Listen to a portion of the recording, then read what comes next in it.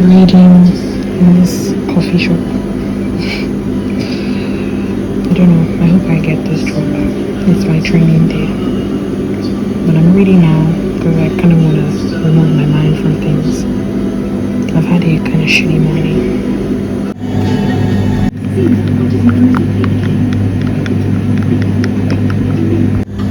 Working in a cafe. This is a interim notice. Hi vloggers, hi people watching. Your girl got a job. She got a job in a cafe, and I'm interrupting the videos, by saying hi. The girl got her first small job to add as a second point of income to her freelance work. I am a freelance contemporary artist, so that means I'm commissioned as an image maker, as a video director. I do music videos, I do campaigns, I do installation projects. I'm shown internationally, I do all those things, but the money is sporadic, and I'm still an emerging artist, and I'm getting up there. So I decided to fix the financial issues by getting a little cute small job. So your girl is working 3 times a week in a cafe. I feel like it's low-key super aesthetic. Like, I feel like, oh my god, yeah, I work in a cafe. Oh my god, I'm in the 90s and I can't pay my rent with a cafe job, which I can't because I live in London and it's fucking expensive. And my room is fucking large because I like to live large. Like, I like larger things because I'm an African girl, and your girl sometimes hosts people and she needs a bigger room. So your 24-year-old princess has a second source of income. This is really cool. So we have first source of income as an artist, second source of income as a barista, and hopefully we get a big girl job this year, and we also have really major shows. The dream is to have some really major shows and to continue to hustle it up. And you're going to follow me on this journey. So let's high five. Because I remember in the previous video, I said, what did I say? I'm going to get a job as a cafe or barista. And I did it in a week. Your girl did it in 1 week. Your girl got like multiple job. Like, I got 2 job offers in 1 week and then 1 job trial in another week. Just from walking around London, I got these opportunities. But I'm not going to get a second job. I'm going to just stick to 1 part-time job because I need 3 days working for capitalism, and then the rest of the week, 4 days being a fucking contemporary artist whore. I'm gonna be a slut for my career. I'm gonna fuck my career. Ah! Silly mama. I hope this year goes well. I hope I have a career for the end of the year. Follow me on Instagram. Hi. Oh my god, she's so quirky. Oh my god. So I need to make this year make sense. I need to sit down and write my 2-year strategy for the year. I need to figure out my fucking life and be aware of my reality. I need to sit down with my reality. I've not accepted my reality. I don't know my reality. I need to know what I want to do. I know exactly what I want to do. I know what projects I want to do. But I also need to know what big major milestones I also want to do. I want this year to be next year on steroids. Let me have a boasting session. Ta-da! Let's have a flex. This is called flex session. Flex session. What did Ayomide do last year? I started the year how did I start the year? I started the year moving to London. Then I got my first client. I did the entire album rollout, visual album rollout for Divine Earth. Then I shot behind the scenes for Celeste. Then I got shortlisted for Photo Vogue. I made a film with my collaborator Sandra. We made a body of work and we were selected for Gallery 19.8 and we showed in Gallery 19.8. And then we got shortlisted for Photo Vogue Festival. I made a music video for Amy Gadiaga. I also earlier the year I was also exhibited in Poland in a museum, and I had to do a talk in a museum. And I was also selected for Bubblegum Club exam, and I made a visual project for them. What else did I do? I also ran my educational program, Zero Ideation, and it was a crazy program. There were so many other things I did. Amy Gadiaga, my personal project that I did things with, my different exhibitions. I did like 4 exhibitions last year, different projects. Like, I can't really remember, but it was like a project every single month that like heightened my level. Like, and then I finished the year with a campaign for a fashion brand. I went to another level last year. The year before that, I was another level. This last year was another level, and this year has to be on another level. Your girl can't play small. So yeah, having a nice little cute side job is cute, and it pays the bills, while I also think on how I can get larger invoices. I need something consistent so I can think about how I can get a larger invoice. Your girl needs bigger checks for her practice. So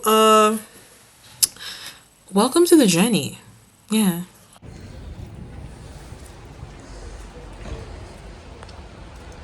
Another London day where it's raining. With my shitty thrifted bag from Geneva. Walk with me. We're going to Climax Books to be cool and effortless. I was supposed to meet up with an office, but they cancelled on me. Bins. Things. Depression is real.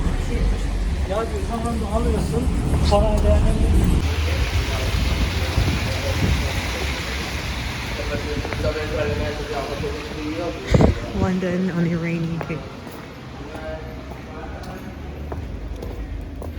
I applied for a job here. This is another voiceover. So while I entered Climax Books, I was very overwhelmed. Like, being in industry, creative events overwhelms me sometimes. Sometimes I feel like a fish out of water, not knowing my value in the art world. I'm still growing my value.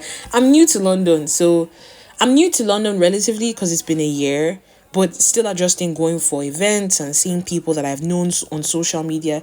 It's new, but Cyber Feminist Index, I saw that book.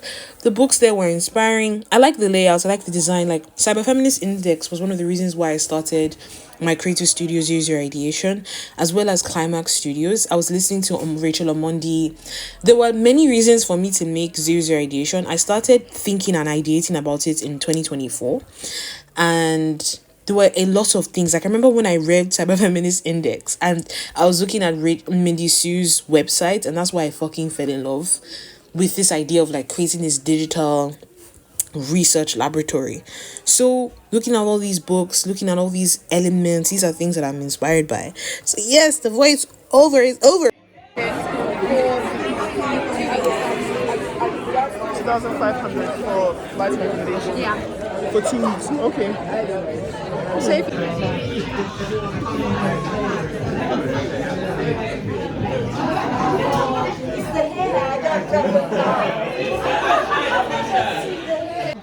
Okay, so my boyfriend is filming me right now. Do you see the full pizzazz?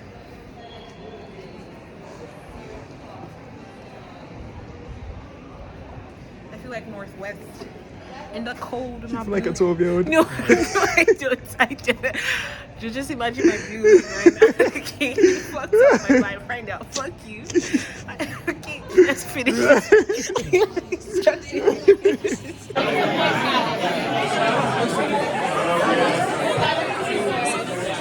My lips are so dry. I just came back from another job interview, and then I went to Lidl.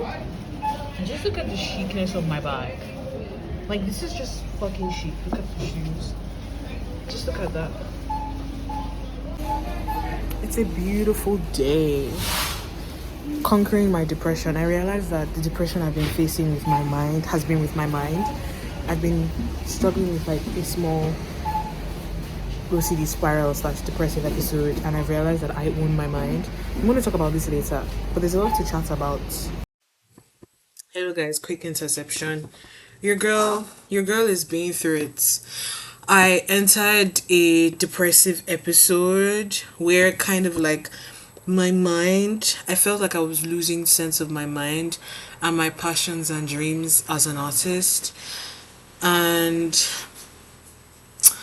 I have awoken from the violent mental attacks that I was literally feeling. And not that I've awoken, but I am awakening from the fear, from the intrusive thoughts, from the fixation on the intrusive thoughts, from the depressive spiral. And I am literally going to just delusionally start writing about what I desire for this year and be effective. I feel like last year, that is what I did, and I achieved so much. And I feel like I had this pressure from comparing myself to people in the industry that I need to do more, that be, I need to be on a heightened level this year. But I'm realizing that I'm just continuing the stretch of last year. Like I'm continuing the stretch of my career. And to get to those bigger points, I have to continue these points that I'm doing. And it may feel like a small scale, going from client to client, pitching things to pitching things, but I'm building a waterfall. I'm creating proofs for concepts for bigger stages. I just have to be more strategic and I have to put less pressure on myself because this is a 10-year, 20-year journey and I'm just 24. Like I'm literally just 24 and I have to take space step by step and not lose the path. I want to be a muse in my practice. I want to create installation projects that are profound. I want to create performance art activations that are profound. I want to go grant after grant, residency after residency. It's a journey. It's creative praxis on steroids without this obsessive fixation on fame and legacy and who I want to be. It's like, and then also I was talking to my friend and she works as an agent, but she's also a filmmaker. She was telling me a lot of things, because I was telling her all these things I want to do this year, and she was basically telling me how agents are, like how they work, like about how I have to look at the brands I want to shoot, the big stories I want to shoot, the big campaigns I want to shoot, and I have to compare what is missing in my portfolio from what they have and what the photographers and the filmmakers and directors they're working with have. How do I properly sell product? I know how to sell art, but how do I properly sell product? That means the casting in my images have to be more elevated. The styling in my images have to be more elevated. Like it's basically like a game of strategization. So yes, I'm reaching out to clients, I'm reaching out to potential clients, I'm reaching out to brands I like. But instead of like shooting my gun in a dark room and I get opportunities, I have to basically like shoot my gun per story, per project. Like I need proof of concept that I can sell shoes in my own style. So I have to basically find shoe brands. I need proof of concept that I can sell bags. Cause like why are these bigger, like why, like what am I gonna do that's gonna make the Zaras want me? I know how to make a great image. And even for me myself, I don't necessarily see myself as a photographer. Like I am a photographer, but I see myself as a contemporary artist. Like I want to make larger pieces. I want to create visual worlds, universes. Like I literally just want to create a universe of doom and nihilism and desperation and everything that makes the world go round, especially in this time of decadence and everything. It is like what are our odes to humanity and to grief visually and also in physical form? And I remember last year I had these creative realizations and I need to write more my creative realizations.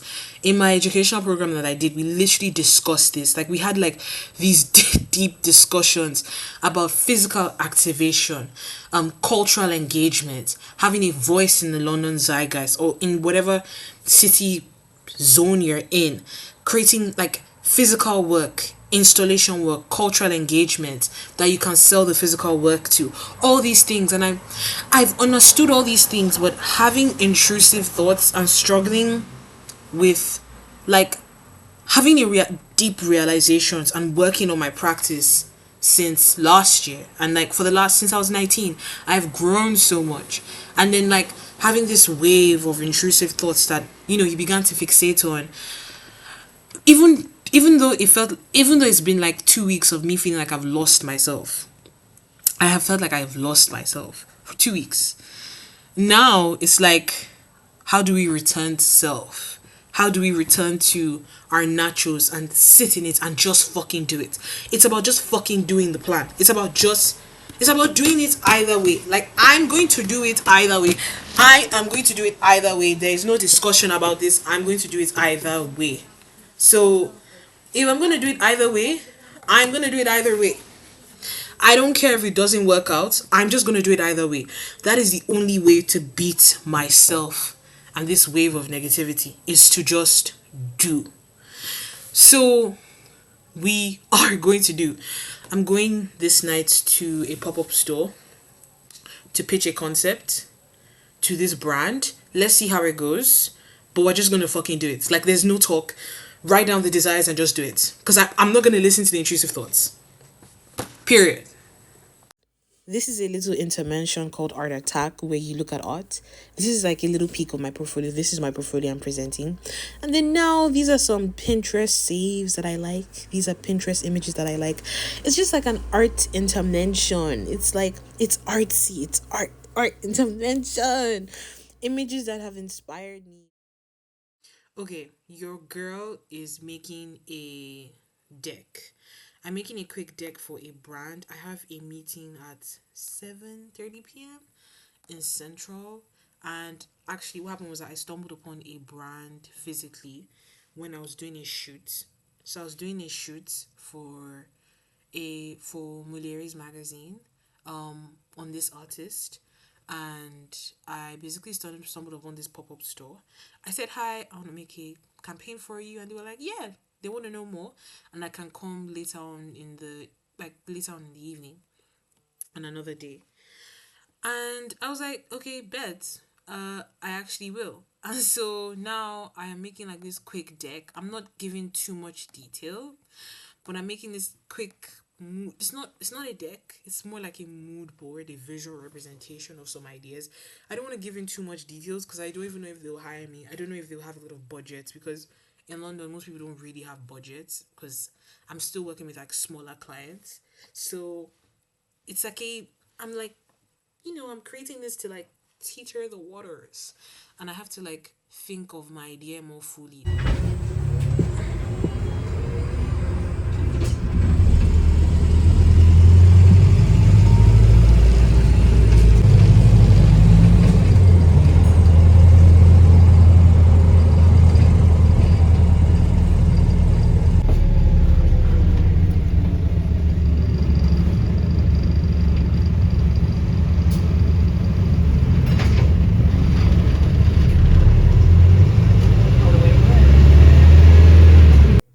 So I ended up going to this space, and it was really cool to speak to the director, share some ideas. So they don't want me to make a campaign. They actually want me to be in their space during their pop-up next week and do like a creative activation, installation, photography kind of thing. And I decided that I want to do it with my brother for his brand Strange Ways instead, because I feel like the theme best fits his work and his practice. So see you next week. Time for it, really. Yeah, what's that look like? Is that interesting? No. Why? What do you do now? Okay, nice. So you have £1 million, but how much do you think's enough? What's your number? Yeah, I was thinking about it. I was surprised that somebody said 10k and then 1 billion. I would say maybe 20 million. 20 million. That's honest that he meant that though. Like the hush that ensued was because everyone went, wow, he's really thought about it. And he has like a job, so maybe. 20 million, that's a good number. That's like, you want to live nice, but you're also, that's not greedy, I would say, in this situation. What about you, what do you think? You don't think that's enough? You don't really need it, it's like a nice, it's like a sort of garnish. Do you think that's true? You want to be more productive at work, and I was like, you don't produce anything. You are a fucking estate agent. He said to me that I should quit drinking. Me? I'm from rural Ireland. If I went home and told me family I wasn't drinking, they'd think I was pregnant. I mean, I'm not like these young people. I don't believe in therapy. I don't go to therapy. I think it's a load of fucking bollocks. What I do when I feel the weight of the world on my shoulders is I go out and I get pissed. And I walk to strangers in the street and I tell them fucking everything about myself. That's my fucking derby. Did you ever see a homeless guy with an ATM machine? I'd be fucking chatting to them fuckers. I'd be talking to them so much, they wish that house. They'd be like, I can live with the cold, but if this fella doesn't shut the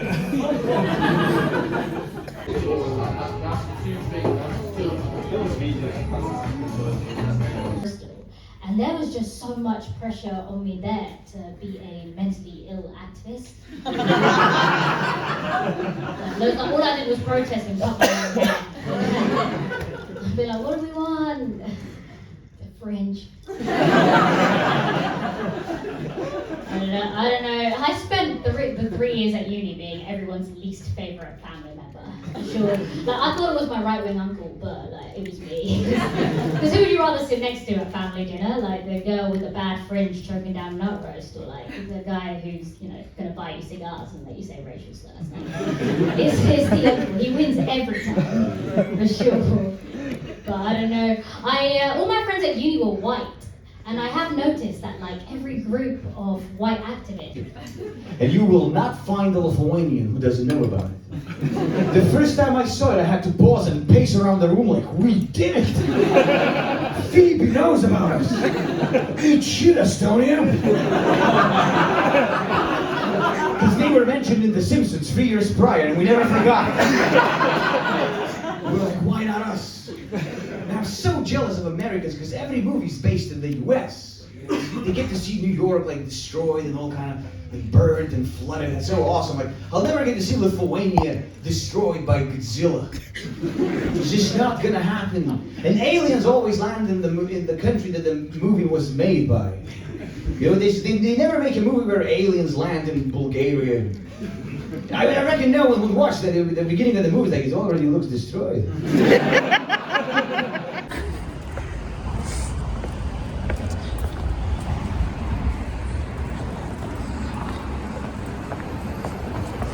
I just don't get the point of living in Central. Like,